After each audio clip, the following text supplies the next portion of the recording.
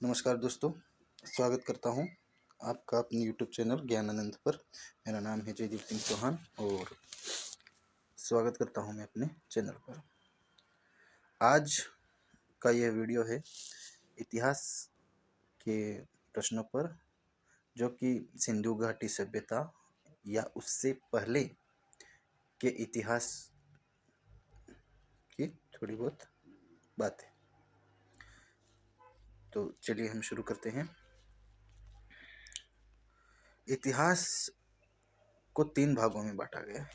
इतिहास को 3 भागों में, मोटे तौर पर इतिहास को 3 भागों में बांटा गया है, जो कि है प्राचीन इतिहास, प्राचीन भारतीय इतिहास, दूसरा है मध्यकालीन भारतीय इतिहास और तीसरा है आधुनिक भारत का इतिहास। लेकिन प्राचीन भारतीय इतिहास को भी 3 भागों में बांटा गया है। पहला है प्रागैतिहासिक काल,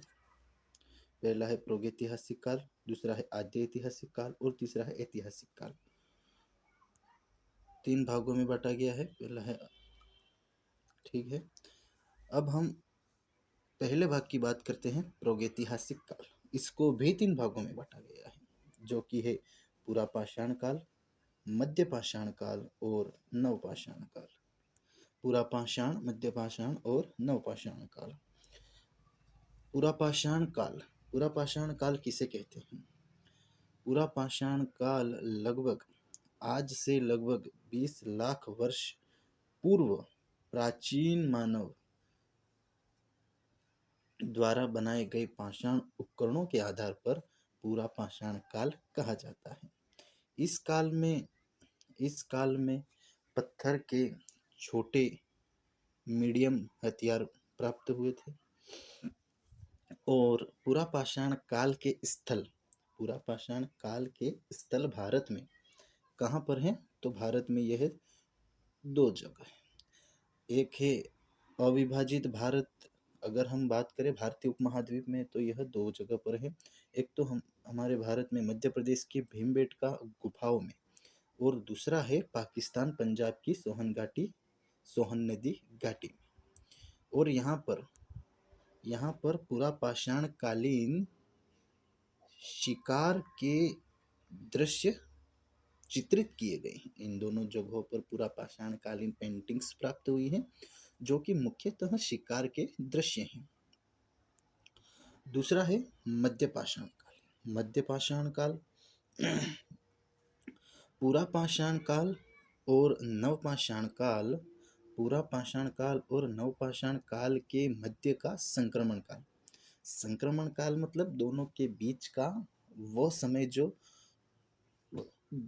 जिसमें पुरापाषाण काल का मानव भी उपस्थित था और नवपाषाण काल का मानव भी उस समय तक आ चुका था। तो इसको हम संक्रमण काल कह सकते हैं। मध्यपाषाण काल को पुरापाषाण और नवपाषाण काल के बीच या मध्य संक्रमण का काल माना जाता है। मानव द्वारा बनाए गए मध्यपाषाण काल की विशेषता यहाँ पर यह है कि मानव द्वारा बनाए गए छोटे औजार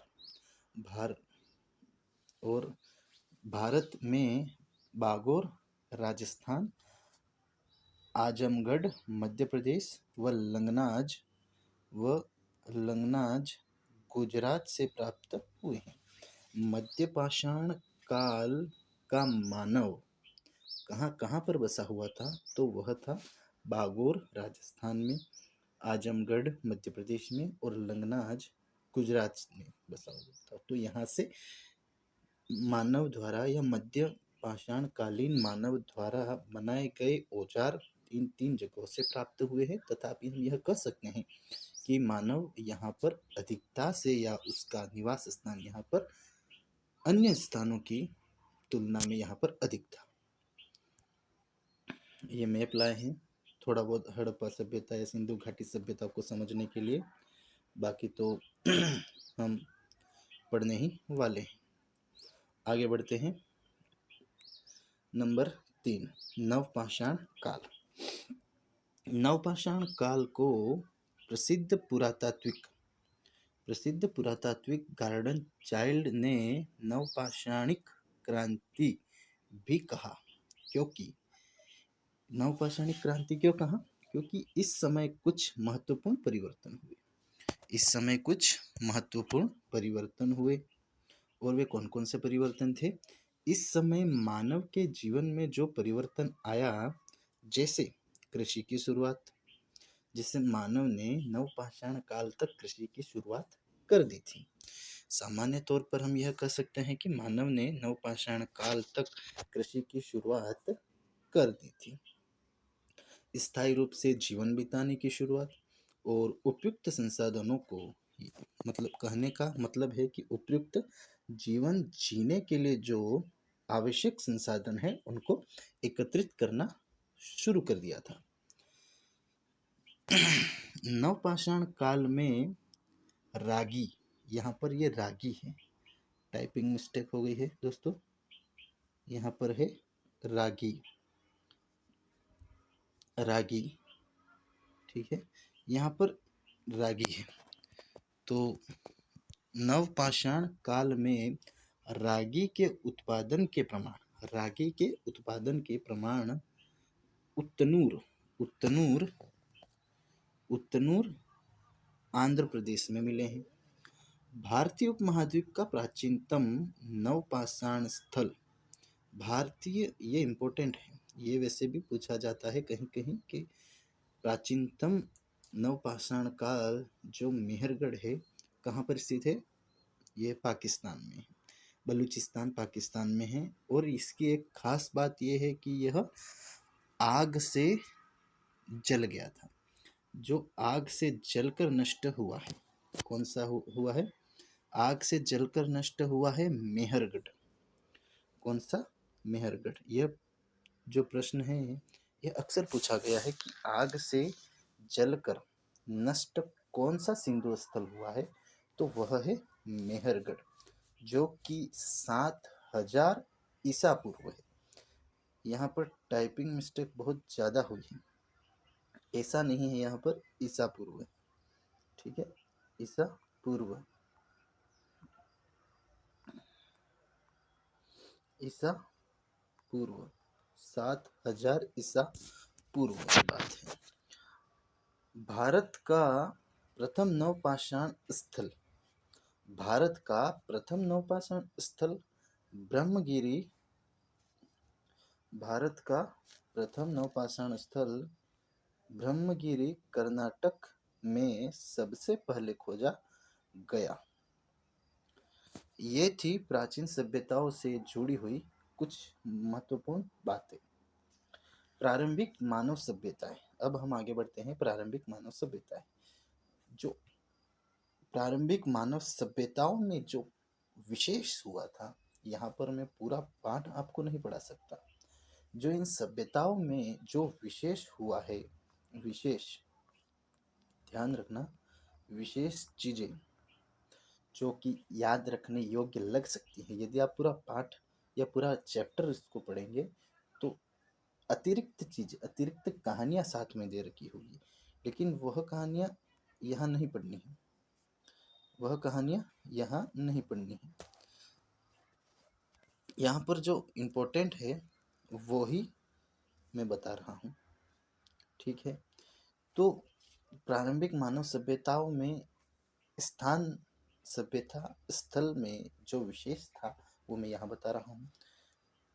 नंबर फर्स्ट है विश्व का प्राचीनतम जुता हुआ खेत। विश्व का प्राचीनतम जुता हुआ खेत कहाँ पर है? तो यह है कालीबंगा हनुमानगढ़ में, कालीबंगा हनुमानगढ़ में है। दूसरा, धोकने वाली धमन भट्टी, धोकने वाली धमन भट्टी, यह है सुनारी झुंझुनू में। नंबर 3 पे है लोहे का सामान, लोहे का सामान, यह है रेड टोंक में। देखिए मैं यहाँ पर राज्य विशेष की बात ही नहीं कर रहा, यहाँ पर राज्य विशेष की बात नहीं हो रही है, यहाँ पर है प्राचीनतम या प्रारंभिक मानव सभ्यताओं के द्वारा किए गए या बसाए गए विशेष या उपयोग में लाए गए विशेष वस्तुओं का जिक्र कर रहा हूँ। यहाँ पर राज्य विशेष की बात ही नहीं है। फिर भी यहाँ पर राजस्थान का नाम ज़्यादा दिखाई दे रहा है। देखिए, कालीबंगा हनुमानगढ़ विश्व का प्राचीनतम जूता वो खेती राजस्थान से संबंधित है। धोखने वाली धमन भट्टी किसी और जगह से नहीं मिली है। सुनारी झुंझुनू राजस्थान में मिली है। लोहे का सामान प्राचीनतम। सबसे पहले तो मानवों ने सभ्यता का विकास क्रम कैसे किया, तो मानवों ने विकास क्रम किया पत्थर से कांस्य तक में आए, कांस्य से फिर पत्थर से हड्डियों में आए, हड्डियों से कांस्य में आए, फिर तांबे में आए और फिर लोहे में आए। हालांकि लोहे की जो संस्कृति या लौह सभ्यता जो थी वह सबसे अंतिम में आई और वर्तमान तक चल रही है। लेकिन सबसे पहले लोहे का सामान या सबसे पहले जहां पर लोहे का सामान उपयोग में आया वह भी राजस्थान है, रेंड टोक में। नंबर 4 पर है स्फटिक बिल्लोर के टुकड़े। स्फटिक एवं बिल्लोर के टुकड़े ये पत्थर और धातुओं के टुकड़े भी डिडवाना नागौर में, मतलब राजस्थान, अभी तक राजस्थान प्रधान में रहा है, राजस्थान डोमिनेट कर रहा है किसमें, मानव सभ्यताओं के क्रमिक विकास में राजस्थान अभी तक डोमिनेट कर रहा है। आगे की बात करते हैं।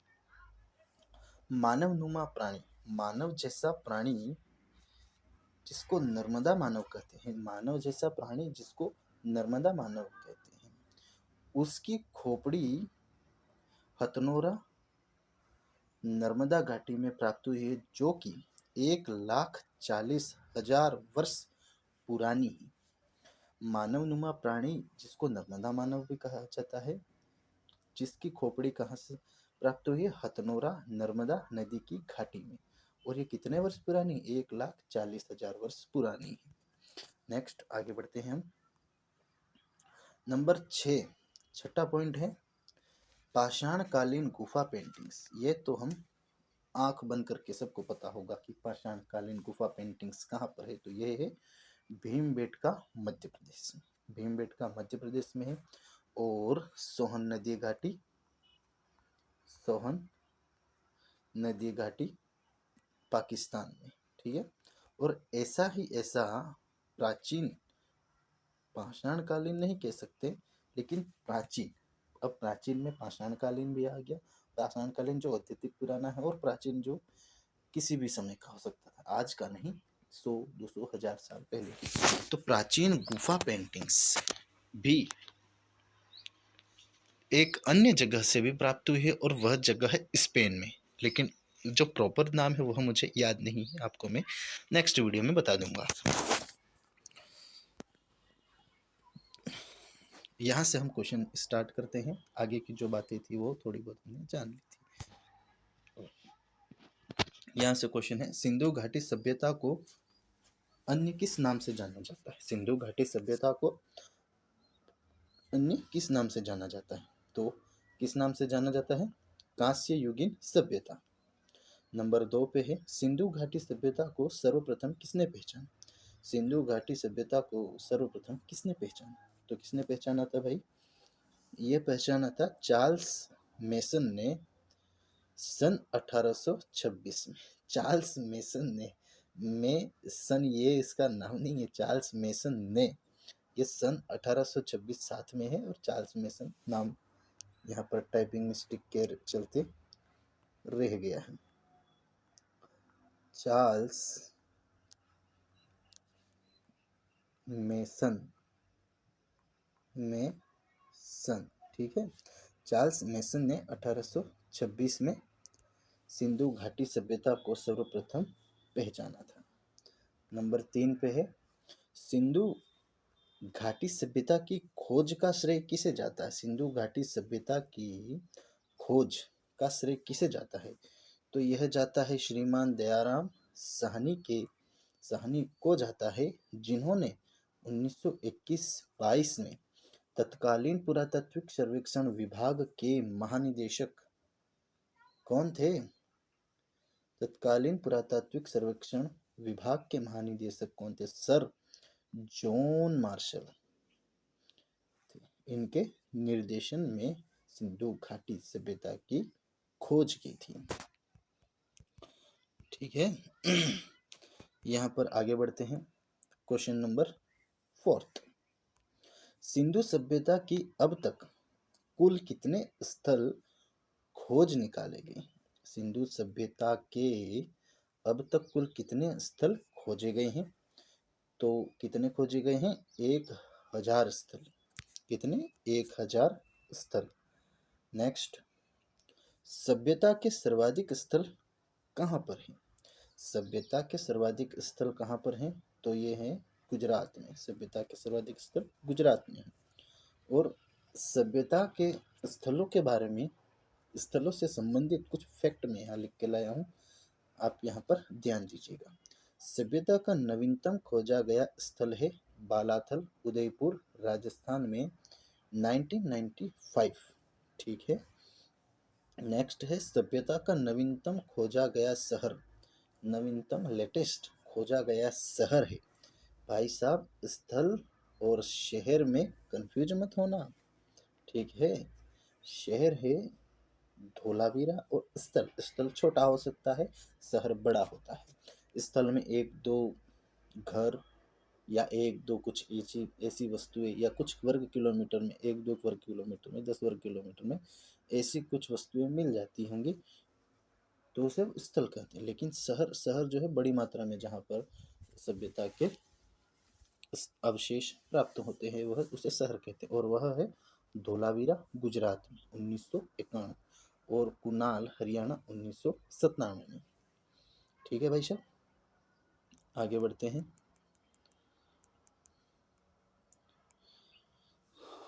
सिंधु सभ्यता का विस्तार कहाँ से कहाँ तक तथा कितने वर्ग किलोमीटर में है? सिंधु सभ्यता का विस्तार कहाँ से कहाँ तक तथा कितने वर्ग किलोमीटर में है?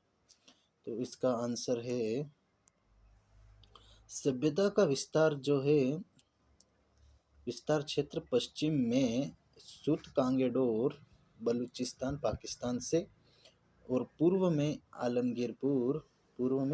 आलमगीरपुर उत्तर प्रदेश तथा उत्तर में मांडा कश्मीर से, दक्षिण में दैमाबाद महाराष्ट्र तक कुल 12,99,000 वर्ग मील है, वर्ग मील है। और किलोमीटर है 13 लाख वर्ग किलोमीटर, लगभग 13 लाख वर्ग किलोमीटर है। लंबाई है 1600 किलोमीटर है और चौड़ाई 1400 किलोमीटर है।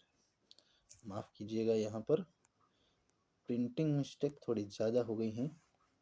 1600 किलोमीटर और चौड़ाई जो है वो है 1400 किलोमीटर।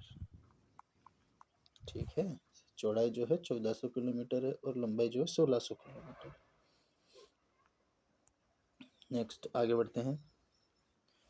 सिंधु सभ्यता का सैलाब, सॉरी सैलाब नहीं है ये, फिर से माफ कीजिएगा भाई, सिंधु सभ्यता का सैलाब नहीं, ये है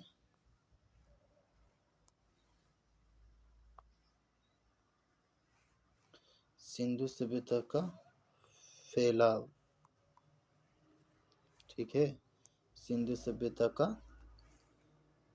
फैलाव।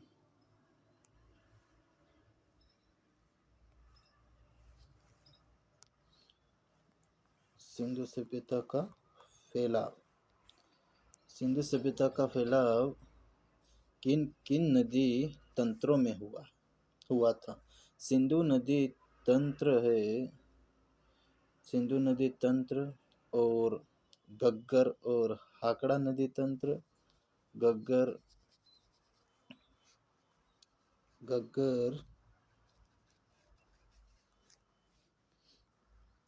हाकड़ा नदी तंत्र और नर्मदा और ताप्ती नदी तंत्र तक था।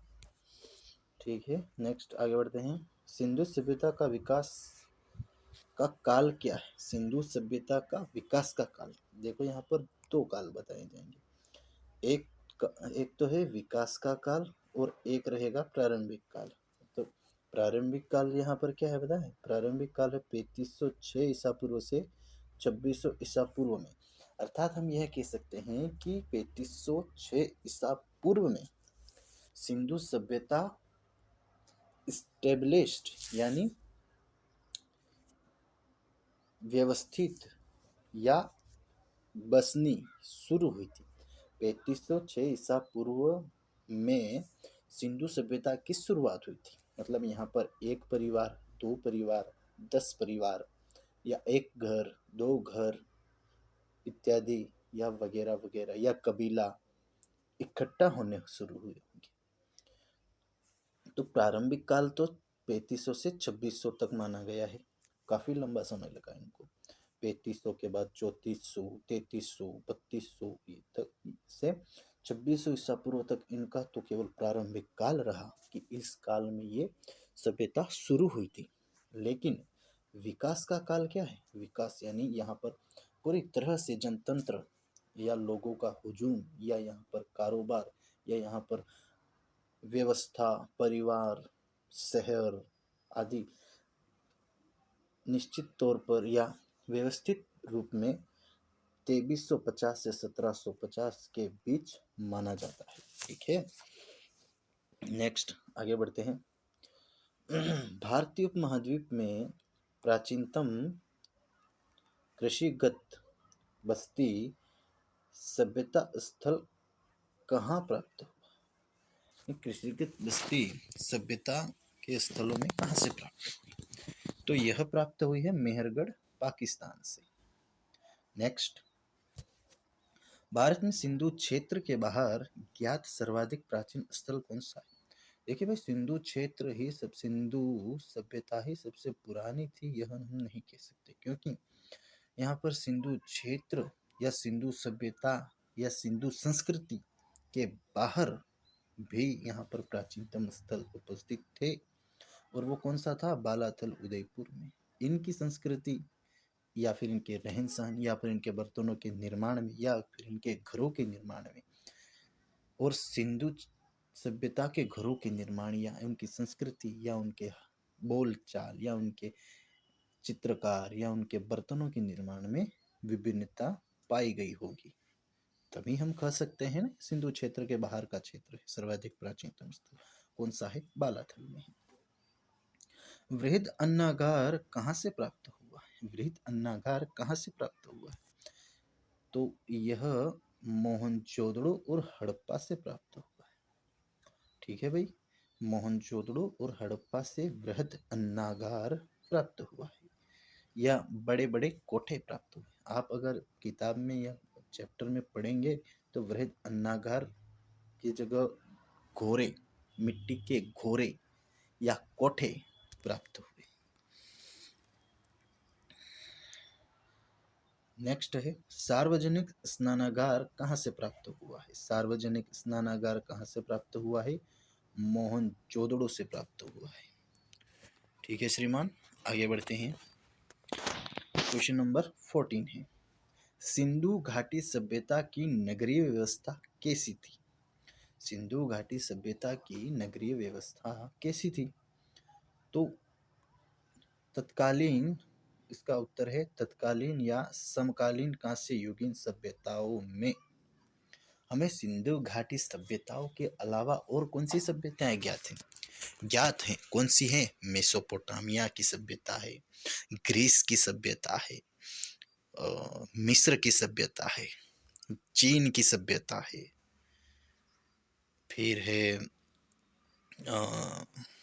हॉलैंड, सॉरी हॉलैंड नहीं है, हॉलैंड नहीं है, ग्रीस हो गई, मिस्र की सभ्यता हो गई, चीन की सभ्यता हो गई, मेसोपोटामिया की सभ्यता हो गई और यूनान की सभ्यता। यूनान ग्रीस एक ही है। तो तत्कालीन या समकालीन कांस्य युगीन सभ्यताएं कौन कौन सी हो सकती हैं? हो सकती हैं, कह रहा हूँ है, कह रहा है, यूं नहीं कह, हो सकती है। तत्कालीन समकालीन कांस्य युगीन सभ्यताओं में सर्वश्रेष्ठ नगर नियोजन सिंधु घाटी का था। हड़प्पा सभ्यता के सभी प्रमुख नगरों की बनावट लगभग समान थी। संपूर्ण नगर के दो भाग थे, एक था पश्चिमी भाग या पश्चिमी टीला जो अपेक्षाकृत ऊंचा तथा सुरक्षित दीवारों से ढका हुआ था। दूसरा है पूर्वी भाग या पूर्वी टीला, जो अपेक्षाकृत नीचे, जहां सामान्य लोग रहते थे। लोथल गुजरात, लेकिन हम स्टार लगा है, लेकिन लोथल गुजरात में जो स्थल प्राप्त हुआ है, इस तरह से विभाजन नहीं मिला है। लोथल गुजरात में जो लोथल से शहर प्राप्त हुआ है, वहाँ पर इस तरह के विभाजन नहीं मिले। पश्चिमी टीला या पूर्वी टीला, ऊंचा टीला, नीचा टीला, ऐसे भाग विभाजन नहीं मिला है। सिंधु सभ्यता के नगरों में जो सड़कें थी वो सीधी एवं एक दूसरे को समकोण में काटती थी तथा ग्रिड शैली में बसावट थी। गंदे पानी की निकासी हेतु सुव्यवस्थित नालियां, भवनों के निर्माण में पत्थरों का उपयोग भी मिलता है। अगला क्वेश्चन है, सिंधु सभ्यता से बने हुए सिंधु सभ्यता में सिंधु, या फिर यह कह सकते हैं कि किस सिंधु सभ्यता स्थल से हाथ से बुना हुआ कपड़े का टुकड़ा प्राप्त हुआ है? तो वह है मोहनजोदड़ो से। नेक्स्ट आगे बढ़ते हैं। सिंधु सभ्यता का कौन सा एकमात्र स्थल है जहां दुर्ग के अवशेष नहीं मिले? कौन सा सिंधु सभ्यता का एकमात्र स्थल है जहां दुर्ग के अवशेष नहीं मिले हैं? तो वह है चुन्हू-दड़ो, पाकिस्तान।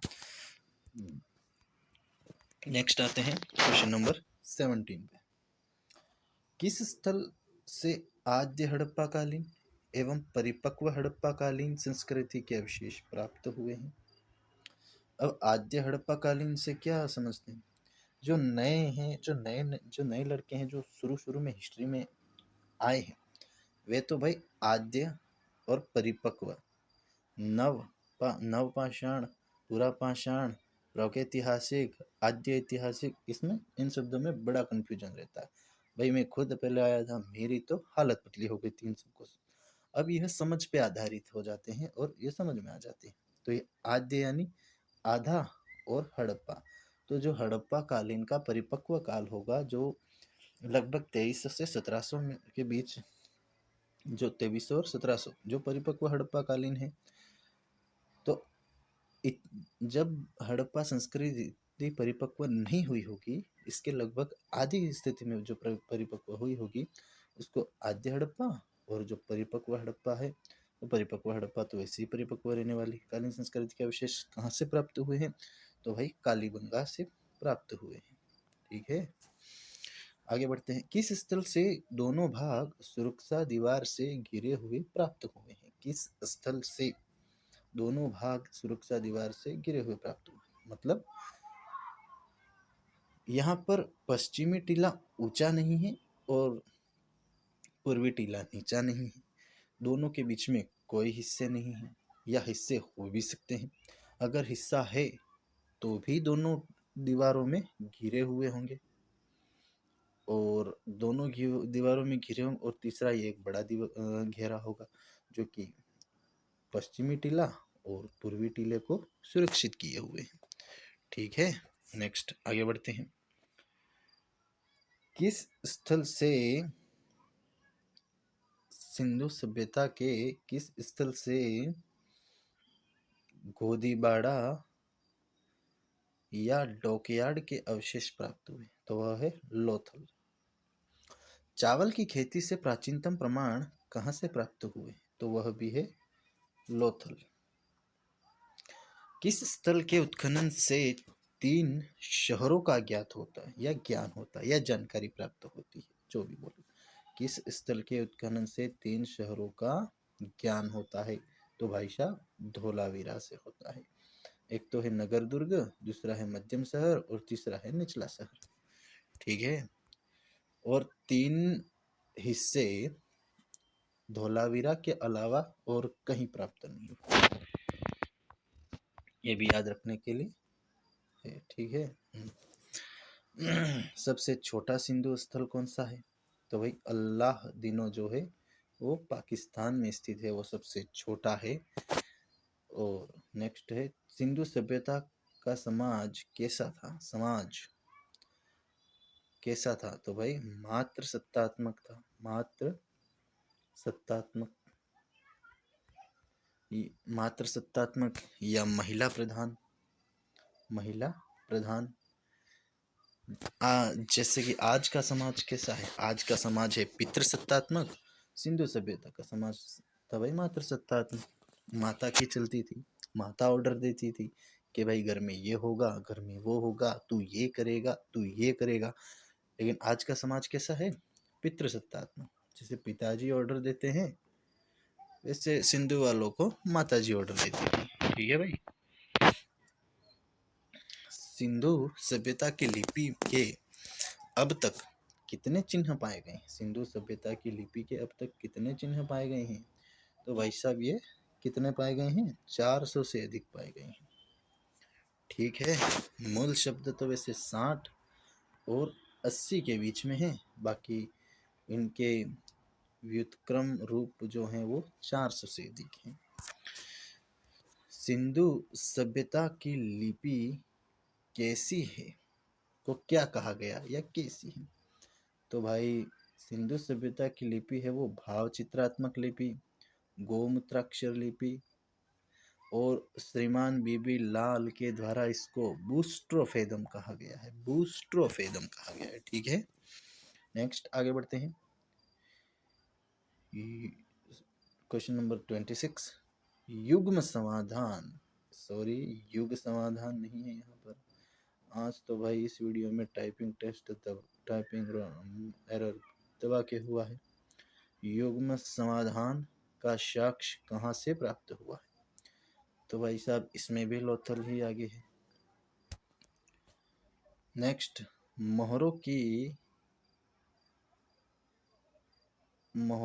की अतिरिक्त हड़प्पा सभ्यता की लिपि के नमूने किस पर प्राप्त हुए हैं?